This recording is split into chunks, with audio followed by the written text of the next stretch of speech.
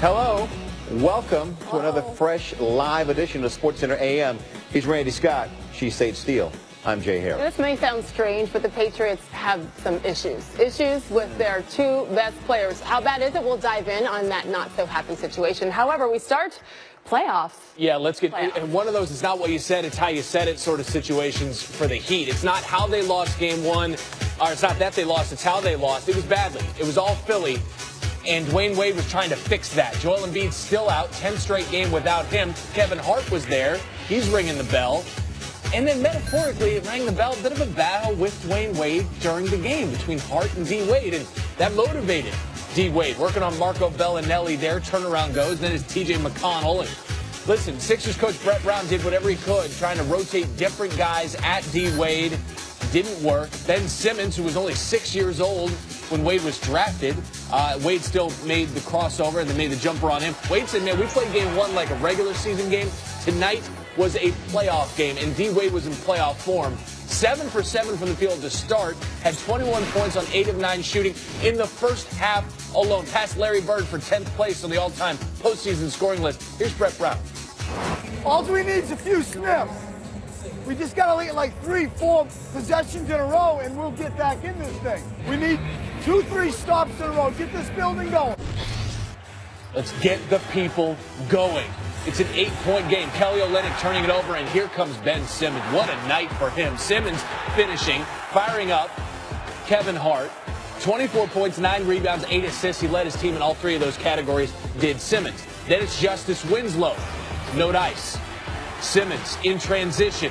Nice game for Dario Saric as well. He went for 23. Fans erupting. The building was waiting for that run. One of those fans doesn't get cheated, man. That's Kevin Hart. So now it's a 2-point game. This is where it turned. Philly with a chance to tie or take the lead, but Dwyane Wade with the steal and finishes at the other end. And then for a minute you thought, all right, wait, is he staring down Allen Iverson? No, man, he's staring down the guy next to him, Kevin Hart. Here's Wade with Ramona Shelburne. What got into you tonight? Kevin Hart.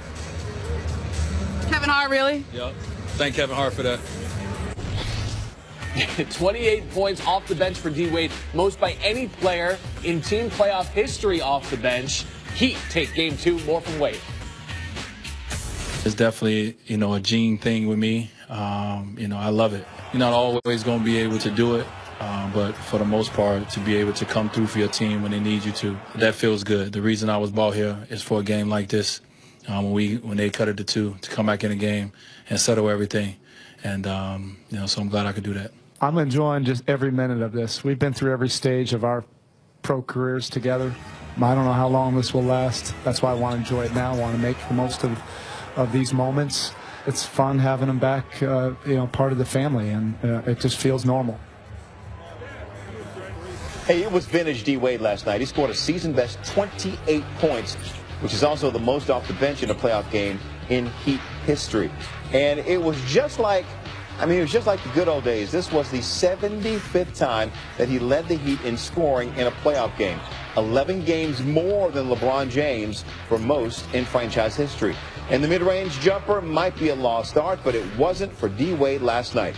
He made 7 of 8 mid-range shots. That's more makes than 11 teams have this postseason. Tim?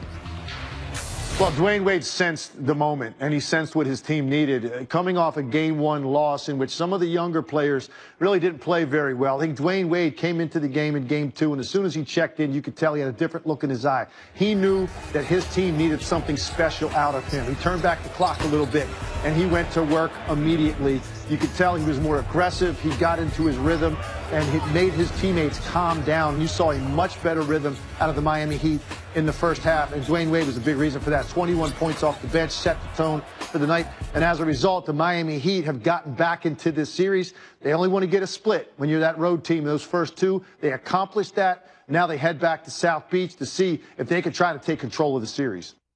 Tim Legler, thank you. Wade's performance seemingly only adding to the angst Joel Embiid is feeling right about now as he waits his return from that fractured orbital bone. But judging by this Instagram story, Embiid says if he's ready, he's ready to play, he says, and he's definitely tired of being, quote, babied. Here's Sixers coach Brett Brown with more on that. He just wants to play basketball. He wants to be with his team. He wants to play in front of the fans. And he wants to see this through. And when he's not able to do that, he gets frustrated. And I respect his frustration. It's born out of competitiveness, and it's born out of him wanting to be with his team. The 76ers might need Embiid's help inside because they have been relying pretty heavily on the three through the first two games. They made just 7 of 36 three-pointers last night, good for 19%. This is the same team that made 64% of their three-point attempts in their Game 1 rout. Sage. All right, Spurs-Warriors Game 2. Spurs with a 1-0 lead, playing host Steph Curry, shooting pregame, but again out for the series with the left MCL sprain. Kevin Durant, company leading the Warriors, LaMarcus Aldridge. Here's Greg Popovich on his pregame message. Our message really was that, you know, we've got to have more of an attitude on the court and handle that defense a lot better than we did, basically. Shooting better would be nice, too. Yeah, okay, he's asking a lot there, but guess what? His team responded in the first half of this game. Rudy Gay with the steal, and he takes that home. Gay, aggressive. LaMarcus Aldridge, very aggressive as well. Much better than that first game when he had 17, when he had a total of just 14 points. He had 17 in the first half alone last night. 34 and 12. What a night for him. Would it be enough is the question. Patty Mills, well, that helps too when you hit a three and you're fouled. Spurs with 53 points in the first half compared to 41 in Game 1. And they were up 6 at the half in Oakland. So they played a great first half. Second half, can it continue? It's so hard when the Warriors play like the Warriors, and they tend to do just that in the third quarter. How about that? JaVale McGee feeling it. Now, Kevin Durant passing that one across court to Klay Thompson for the three. They went on a 17-5 run to start the third, and that, again, has been their quarter all season long. Last couple of seasons, KD, see, it's physical there. As Pop wanted, off the ball, steps back, nails the three, and then again, team high 32 for KD. Warriors up 5 after 3. Remember, they were down 6 to begin the third.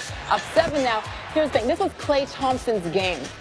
When he gets going and shooting like that, he's almost impossible to stop. And then when he gets emotional, forget about it. There's his teammate, you may have heard of him before, Steph smiling on the sidelines there. They didn't need him last night. Draymond Green, wide open. That puts him up a dozen. So next up, this is interesting because Klay Thompson kept making shots. But Davis Bertans, he's going to go down to the ground hard, the Spurs forward. Look again. Now, Draymond is given a flagrant 1, his first of the postseason. He says Bertans should have been called for 1, too, because he says he had his elbow in his neck first, and then he just responded, and there's the result. So first technical free throw, 4.5 to play, down 14. He needed that, and he missed it. Draymond says, see, that's what you get.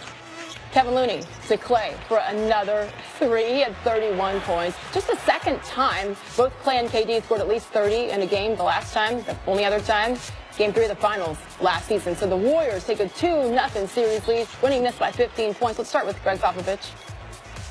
Both teams are going to make mistakes here and there, and that's fine. But the ball has to go in the basket, and that's the difference in the ballgame. They shot 50% from 3. And I don't know what we shot, 14%, 4 for 28 or something like that. That's tough to overcome. Doesn't matter whether I make 5 in a row or miss 5 in a row. I'm going to have the same mentality the next time down the court. That's be aggressive to make a good play. That doesn't mean just getting the shot. That means just making the right play, because that's usually what gets you in rhythm. If you just make a play for a teammate, cut hard off the ball. So for me, it's never about making or missing shots, it's just about keeping the mindset of being aggressive. Again, what a difference in the halves there, and they were much more aggressive in the second half. The difference in the series, though, may be three-point shooting. Klay shooting 10 of 14 from 3, his best in a 2-game span in over 2 years. That says something. On the other hand, the Spurs are shooting 26% from 3. That includes 4 of 28 in Game 2. 14%. I mean, their second worst three-point shooting in any playoff game during Greg Popovich's 22-year run as head coach. Randy.